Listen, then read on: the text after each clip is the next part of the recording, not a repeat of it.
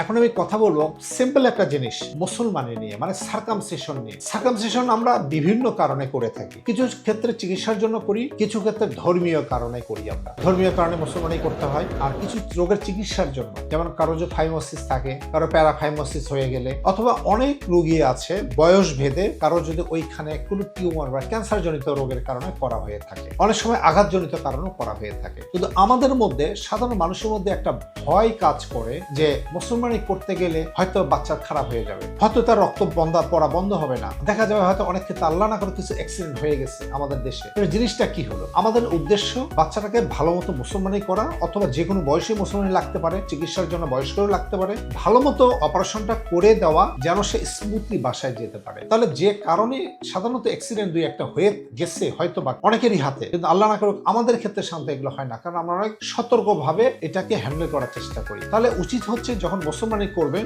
সেই বাচ্চাই ধরি আমি, বাচ্চাটাকে যে ডাক্তার দিয়ে করাবেন তাকে আগে রুগীটা দেখায় নেওয়া, বাচ্চার আরো কিছু পরীক্ষা নিরীক্ষা করে দেখবো যে আমরা তাকে যখন অপারেশন করবো তাকে তো একটা অ্যানেস্থেসিয়া দেবো, সেই অ্যানেস্থেসিয়ার জন্য ফিট আছে কিনা পরীক্ষা নিরীক্ষা করে দেখলাম ফিট আছে। এবং আমরা এমন একটা জায়গায় করব, খুব ভালো একটা হসপিটাল, যেখানে অ্যানেস্থেটিস্ট হতে হবে খুব ভালো কম্পিটেন্ট একজন অ্যানেস্থেটিস্ট, আমার ফ্যাসিলিটিস সবকিছু অ্যাভেলেবল থাকতে হবে, হসপিটালের কোয়ালিটিও ভালো যেটা বললাম, এবং আমি সার্জন আমার কোয়ালিটি ভালো থাকতে হবে, কম্পিটেন্ট এবং স্কিল একজন ভালো ইউরোলজিস্ট হতে হবে। আমরা সবকিছু দেখে আমরা যত্ন করে অপারেশন করলে আমার বিশ্বাস কোনো সমস্যা হবে না, সব বাচ্চাই ভালো হয়ে বাসায় যাবে।